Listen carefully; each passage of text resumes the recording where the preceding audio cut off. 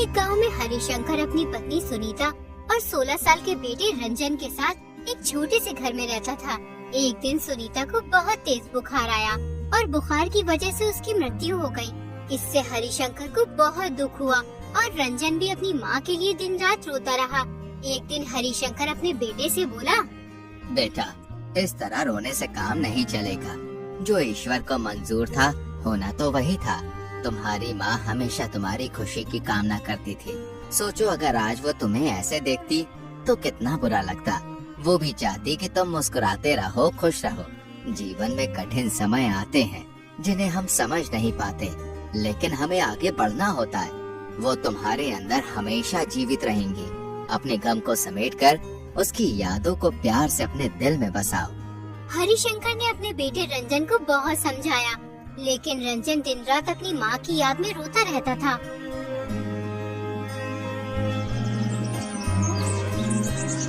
फिर एक दिन हरिशंकर के भाई आलोक ने उसे सलाह दी। हरिशंकर, मुझे लगता है कि तुम्हें दूसरा विवाह कर लेना चाहिए। अगर तुम दूसरा विवाह कर लोगे तो रंजन को माँ मिल जाएगी और तुम्हारा घर भी संवर जाएगा, जिससे तुम दोनों का जीवन फिर से खुशहाल हो जाएगा। तुम सही कहते हो। अगर मैं दूसरा विवाह कर लूँगा तो रंजन का दुख दूर हो जाएगा। जब से उसकी माँ इस दुनिया से गई है, तब से उसने रो रो कर अपना हाल बेहाल कर लिया है। ना कुछ खाता है, ना कुछ पीता है, बस हर वक्त अपनी माँ को याद करता रहता है। हरिशंकर ने दूसरी शादी करने का फैसला कर लिया।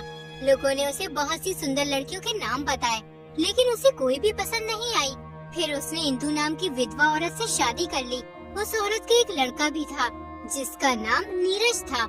हरिशंकर ने सोचा था कि ये विधवा औरत माँ का दर्द समझती है, लेकिन हरिशंकर की ये सबसे बड़ी भूल थी, क्योंकि उसकी दूसरी पत्नी बहुत चालाक निकली।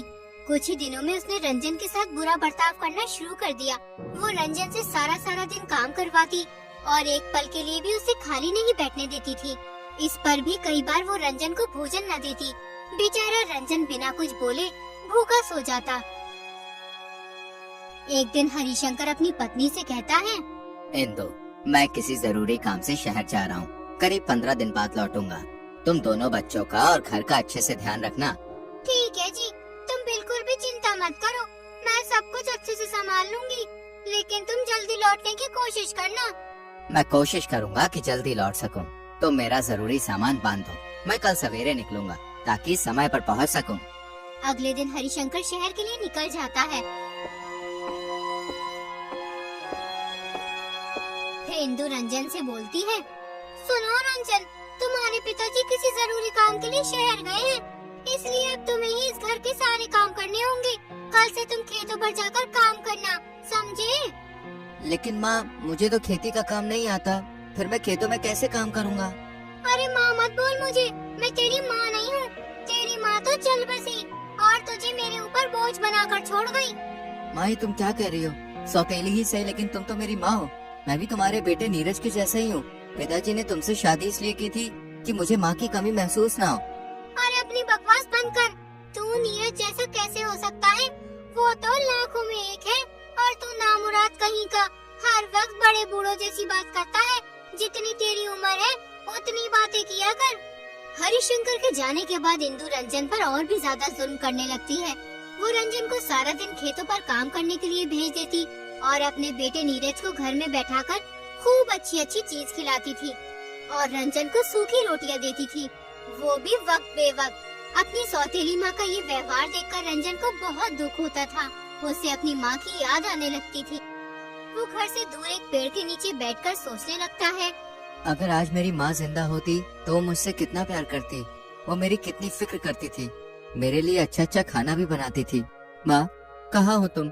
मुझे तुम्हारी बहुत याद आती है। मैं तुम्हारे बगैर नहीं जी सकता हूँ। मैं तुम्हें बहुत याद करता हूँ। तुम्हारी कमी मैं हर पल महसूस करता हूँ। तुम्हारे बिना जीना बहुत मुश्किल हो गया है माँ। रंजन बेचारा अपनी माँ को याद करके रो रहा था। उतने में ही मोहल्ले की 2 महिला आती है। उन्हें रंजन पर बहुत दया आती है। ये सब सौतेली माँ की करतूत है। अपने बेटे को इतने प्यार से रखती है और बेचारे रंजन को सही से खाना भी नहीं देती है। सारा दिन खेतों में काम करवाती है। हाय, बेचारी क्या जानती थी कि उसके मरते ही लड़के की ये दुर्दशा होगी। ईश्वर न करे किसी भी बच्चे का सौतेली माँ से पाला पड़े, जिसे अपने बच्चों की जिंदगी खराब करनी हो। वो बच्चों के रहते हुए अपना दूसरा ब्याह कर ले। ऐसा कभी नहीं देखा कि सौत के आने पर बच्चों का जीवन तबाह न हो गया हो। ऐसी देवी ने जन्म ही नहीं लिया जिसने सौत के बच्चे को अपना समझा हो। रंजन बहुत ही समझदार था, इसलिए उसे ये समझते देर नहीं लगी कि लोग केवल घर बिगाड़ने वाले होते हैं। इसलिए उसने इन दोनों महिलाओं की बातों पर कुछ ध्यान नहीं दिया और बगैर कुछ कहे घर चला गया। इंदु गुस्से में बैठी हुई रंजन का इंतजार कर रही थी। जैसे ही रंजन घर में घुसता है, इंदु उसे उल्टा सीधा कहना शुरू कर देती है। अरे कहाँ गया था? मैं कब से तेरा इंतजार कर रही हूँ। तुझे घर की कोई फिक्र है कि नहीं? सारा काम यूं ही पड़ा है। आप सारा काम मुझसे ही करवाती हो, नीरज को कभी भी किसी काम की नहीं बोलती हो आप। बहुत जबान चलने लगी है तेरी, कैची की तरह। बड़ों से बात करने की बिल्कुल तमीज नहीं है। हाँ, नीरज काम क्यों करेगा? तू क्या आवारा फिरने को है? वो काम नहीं करेगा। मेरा बेटा पढ़ लिख कर कोई अच्छा काम करेगा, ये खेती बाड़ी नहीं करेगा, समझा? जा जाकर खेतों से जानवरों के लिए चारा लेकर आ। रंजन आँखों में आंसू भरकर चला जाता है। इंदु सोचने लगती है, और इस लड़के ने मेरी नाक में दम कर दिया है। अगर ये घर में रहा तो जमीन जायदाद का आधा हिस्सा इसे मिलेगा। एक काम करती हूँ, इस पर चोरी का इल्जाम लगा देती हूँ, फिर इसे घर से निकलवा दूंगी। अगले दिन इंदु अपनी बचपन की सहेली रूपाली को बुलाती है। इंदु रूपाली से कोई बात नहीं छुपाती थी, उससे अपने घर की सभी बात बता दिया करती थी। उसे रूपाली पर बहुत विश्वास था, इसलिए वो अपना और रंजन की माता का सारा सोना एक पोटली में बांधकर रूपाली को दे देती है और उससे कहती है, अरे रूपाली, मैं तुम पर बहुत विश्वास करती हूँ, इसलिए तुम्हें ये सोना रखने के लिए दे रही हूँ। तुम इसको संभाल कर रखना और जब मैं तुमसे मांगू तब मुझे वापस कर देना। तुम चिंता ना करो, मैं इसको संभाल कर रखूंगी। लेकिन तुम ये सोना मेरे पास क्यों रख रही हो? दरअसल मैं रंजन को घर से भगाना चाहती हूँ। अगर वो यहाँ रहेगा तो जमीन जायदाद का आधा हिस्सा उसे मिल जाएगा। मैं उस पर गहने चुराने का आरोप लगाऊंगी, फिर उसे घर से भगा दूंगी। लेकिन तुम ये सही नहीं कर रही हो इंदु। रंजन कितना मासूम है, बेचारा बिन माँ का बच्चा है, ये इल्जाम कैसे सहेगा? अभी तुम उसे जानती नहीं हो, बहुत चालू लड़का है। उससे बड़ा निकम्मा मैंने आज तक नहीं देखा। उसकी जबान कैंची की तरह चलती है और ये घर का कोई काम नहीं करता। सारा दिन आवाराओं की तरह इधर उधर फिरता रहता है। मोहल्ले वालों से मेरी चुगली करता फिरता है कि मेरी माँ मुझे खाने को नहीं देती। इंदु रूपाली को ये छोटी बात इसलिए बता रही होती है जिससे रूपाली उसके गहने रख ले। रूपाली सोने की पोटली लेकर अपने घर चली जाती है। उसके बाद इंदु पूरे गांव में ये अफवाह फैला देती है कि कोई उसके गहने चुरा कर ले गया है। इसलिए वो लोगों को दिखाने के लिए फूट फूट कर रोने लगती है। रोने की आवाज सुनकर गांव की 2 महिला और एक बुढ़िया उसके घर आती हैं। मेरी माँ ने कितनी मेहनत से पैसे इकट्ठे करके मेरे लिए गहने बनवाए थे। मैं उन गहनों को पहनकर कितना खुश होती थी। जब मैं उन्हें पहनकर कहीं जाती थी तो मेरे सारे दुख दूर हो जाते थे। अब मैं क्या करूँ? मेरा जी ऐसा चाहता है कि मैं कहीं जाकर मर जाऊं। अरे बहू, ऐसा नहीं कहा करते। तू उन गहनों के चक्कर में अपनी जान क्यों लेने पर तुली है? अगर तेरे नसीब में वो गहने होंगे तो तुझे जरूर मिल जाएंगे। अरे मुझे लगता है मेरे गहने रंजन ने चुरा लिए हैं। वो सुबह से घर भी नहीं आया है। अरे रंजन ऐसा नहीं है, पूरा गांव जानता है। उसके जैसा ईमानदार बालक कोई नहीं है। तू यूँ किसी बेकसूर पर आरोप मत लगा। अरे आज रंजन के पिताजी भी आने वाले होंगे, मैं उन्हें क्या जवाब दूंगी?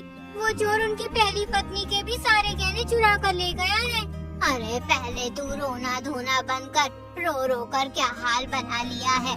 जा कुछ खा पी ले, सुबह से रोने पर ही तुली हुई है। ईश्वर ने चाहा तो तेरे गहने मिल जाएंगे। यूं ही एक दिन गुजर जाता है। अगले दिन हरिशंकर आ जाता है।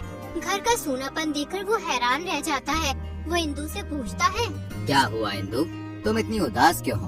तुम्हें तो मेरे आने पर खुश होना चाहिए, लेकिन तुम तो दुख मना रही हो। अरे किसी ने मेरे सारे गहने चुरा लिए और तुम्हारी पहली पत्नी के भी। हाँ? तुम ये क्या कह रही हो इंदु? ऐसा कैसे हो सकता है? हमारे घर में किसी की हिम्मत नहीं है घुसने की, फिर गहने कैसे चोरी हो सकते हैं? मैं भी यही सोच रही थी। मुझे लगता है किसी घर के ही इंसान ने वो गहने चुराए हैं। हमारे घर में ऐसा कोई नहीं है जो चोरी कर सके। तुम्हें किस पर शक है? देखो तुम मुझे गलत मत समझना, मुझे लगता है रंजन ने वो गहने चुराए हैं। रंजन ऐसा कभी नहीं कर सकता। वो बहुत समझदार और ईमानदार लड़का है। मैं ये कभी नहीं मान सकता हूँ कि रंजन चोर है। दरअसल कल रंजन मुझे उल्टा सीधा बोल रहा था, तो मैंने कह दिया तुम्हें बात करने की तमीज नहीं है, इसलिए वो मुझसे नाराज होकर चला गया। वो बच्चा है, ना समझ है, किसी बाहर वाले ने बहका दिया होगा, इसलिए उसने गहने चुरा लिए होंगे। तुम एक बार उससे पूछो तो सही। ठीक है, मैं अभी उसकी खबर लेता हूँ। हरिशंकर रंजन को बुलाता है और उससे कहता है, रंजन, ये क्या मजाक है? तुमने अपनी माँ के गहने चुरा लिए? तुम ऐसे तो ना थे। फिर मेरे जाने के बाद तुम्हें क्या हो गया है जो तुम चोरी करने पे उतर आए हो? पिताजी, मैं भला ऐसा क्यों करूँगा?